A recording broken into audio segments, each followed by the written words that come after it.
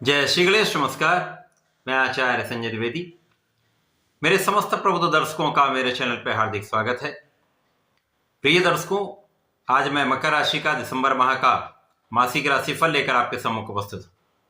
दिसंबर माह में जो ग्रहों की स्थितियां हैं, जो ग्रहों के परिवर्तन होंगे, वो इस माह में आपको किस प्रकार का लाभ देने जा रहे हैं, किन भावों में प्रबलता आएगी, इस माह में आप कितना लाभ ले पाएंगे, यदि कहीं पर कोई समस्या है तो उसका क्या निराकरण है, संपूर्ण विश्लेषण मैं पूर्ण तरीके के साथ करने जा रहा हूं। प्रिय दर्शकों, इस राशिफल को आप अपने लग्न तथा चंद्र राशि दोनों के आधार पर देख सकते हैं।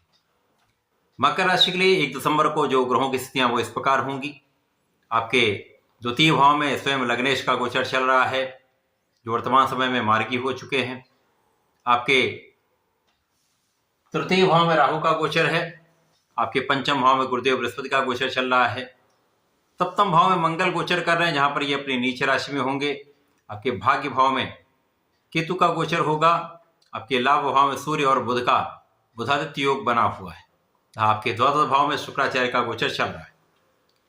इसके पश्चात इस माह का पहला परिवर्तन शुक्राचार्य का है, जब शुक्राचार्य द्वादश भाव से निकलकर लग्न में प्रवेश करेंगे। पुनः इस माह में 29 दिसंबर को राशि परिवर्तन करके द्वितीय भाव में शनिदेव के साथ गोचर करना प्रारंभ करेंगे। सूर्यदेव 16 दिसंबर को अपनी राशि का परिवर्तन करके एकादश भाव से निकलकर द्वादश भाव में प्रवेश करेंगे तथा इस माह में बुध वक्री से मार्गी होंगे तथा मंगल वक्री अवस्था में आ जाए। प्रिय दर्शकों, इस माह में शनिदेव जो मार्गी हो चुके हैं, लग्न के स्वामी होकर प्रबल अवस्था में शश नामक राजयोग में आपके द्वितीय भाव में गोचर कर रहे हैं। निश्चित रूप से आपके स्वास्थ्य समस्याएं कम होंगी, आपकी संपूर्ण सुरक्षा होगी, आपकी आयु की रक्षा होगी तथा यहाँ पर शनिदेव आपको अत्यंत प्रबल बना रहे हैं, आपके प्रभाव में वृद्धि कर रहे हैं, आपको योग्य बना रहे हैं, आपको क्षमतावान बना रहे हैं, आपको सामर्थ्यवान बना रहे हैं। केवल अपने आलस्य से आपको बचना चाहिए। डिसीजन लेने में बहुत देरी भी ना करें तथा यहाँ पर सोच विचार कर कार्य करेंगे तो ये समय आपके लिए सर्वाधिक अनुकूल है, जब शनिदेव का प्रभाव आपके धन में वृद्धि करने वाला है। निश्चित रूप से महाधन का योग बन रहा है। परिवार के भाव में भी वृद्धि होगी, परिवार से संपूर्ण सहयोग मिलेगा तथा यहाँ पर आप पारिवारिक संपत्ति से भी लाभ लेने वाले। इस समय में आपके कार्यक्षेत्र से, आपके प्रोफेशन से, आपके व्यापारिक क्षेत्र से एक बड़ा धन का लाभ आपको प्राप्त हो रहा है। इस समय आपकी इच्छा की पूर्ति हो सकती है, परंतु उसके लिए आपको प्रयास करना पड़ेगा, आपको परिश्रम करना पड़ेगा। पूर्ण रूप से आप यदि प्रयास और परिश्रम कर लेंगे तो आपकी इच्छाएं पूर्ण हो सकती हैं। ज्ञान के भाव में गुरुदेव बृहस्पति का गोचर चल रहा है, जहां पर ये ज्ञान, शिक्षा तथा मांगलिक कार्यों के कारक हैं। यहाँ पर गोचर करना निश्चित रूप से भाव के प्रभाव को बढ़ाने वाला हो। ज्ञान शिक्षा से विशेष लाभ आप प्राप्त करेंगे। जो शिक्षा के क्षेत्र में है, ज्ञान के क्षेत्र में है, अथवा किसी भी क्षेत्र में जहां पर आप अपने ज्ञान का उपयोग कर सकते हैं, निश्चित रूप से सफलता आपको मिलेगी। विद्यार्थियों के लिए एक अच्छा समय है, जब अच्छे अंक आपको प्राप्त हो सकते हैं। संतान भी अच्छी रहने वाली है, संतान का सुख भी प्राप्त होगा तथा इस समय में भाग्य में जो कहीं ना कहीं एक उतार चढ़ाव चल रहा था, वहां पर भाग्य का साथ मिलने लगेगा, उतनी कठिनाई नहीं होगी। इसके साथ ही साथ सूर्य और बुधादित्य का संपूर्ण प्रभाव के पंचम भाव पर है।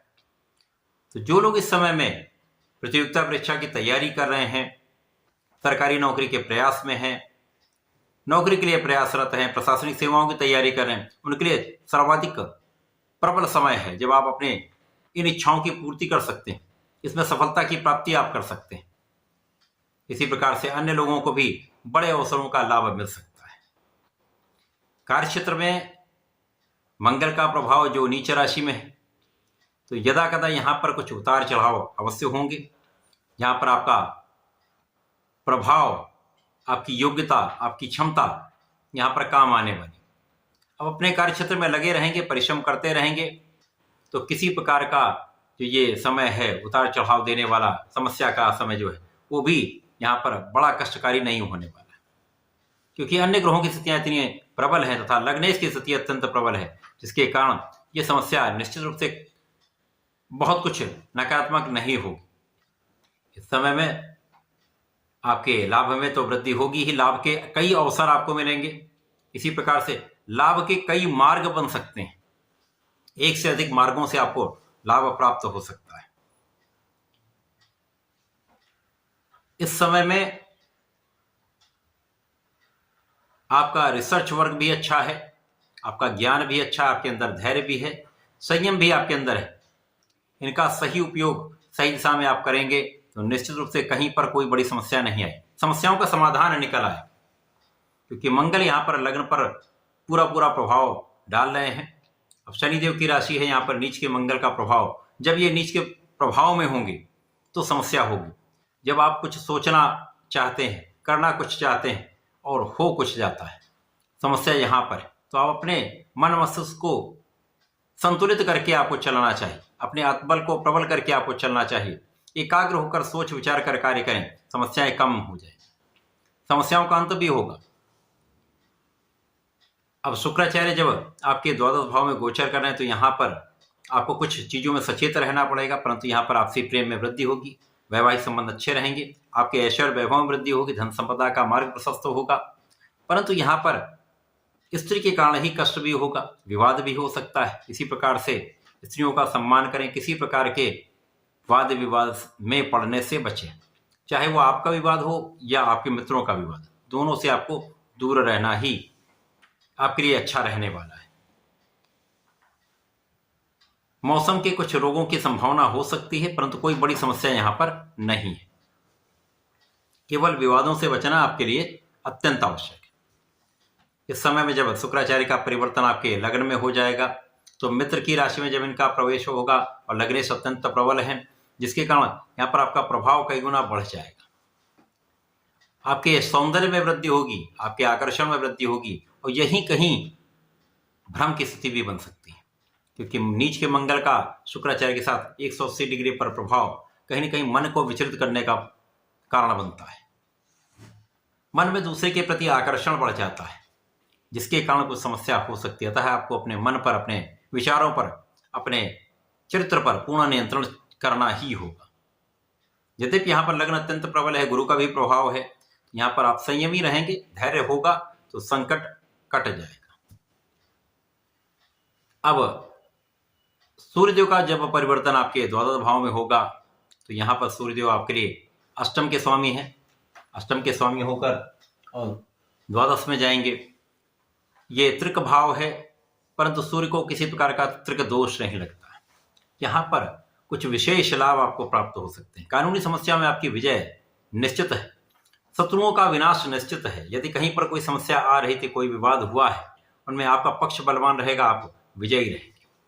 इसी प्रकार से यहाँ पर सूर्य का प्रभाव आपको बहुत आध्यात्मिक बनाएगा, विदेश से एक अच्छा लाभ देगा, आपके मार्ग की बाधाओं को दूर करने वाला ये समय है। सरकारी प्रयासों से, सरकारी तंत्र से आपको एक अच्छा लाभ मिल सकता है। अचानक ही कुछ ऐसा होगा जो आपके पक्ष में रहने वाला है। तो ये एक विशेष समय है जब सूर्य का परिवर्तन द्वादश भाव में होकर भी अत्यंत श्रेष्ठ प्रभाव देने वाला है। इसी प्रकार से जब 29 दिसंबर को पुनः शुक्राचार्य आपके द्वितीय भाव में जाएंगे, जहां पर दो परम मित्रों का आपसी संयोजन बनेगा।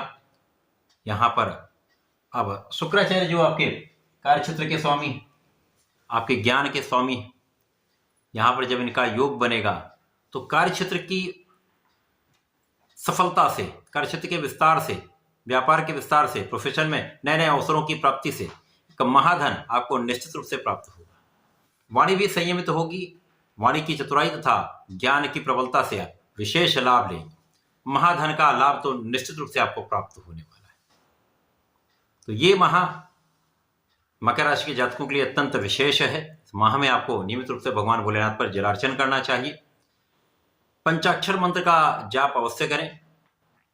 यदि इस समय में आप रुद्राष्टकम का एक बार भी पाठ कर लेंगे, नित्य कर लें तो श्रेष्ठ है। यदि नित्य नहीं कर पाते तो केवल शनिवार या मंगलवार को ही कर लें, अपने श्रेष्ठ प्रभाव देने वाला होगा। तो ऐसा करके इसका लाभ लें। धन्यवाद, नमस्कार।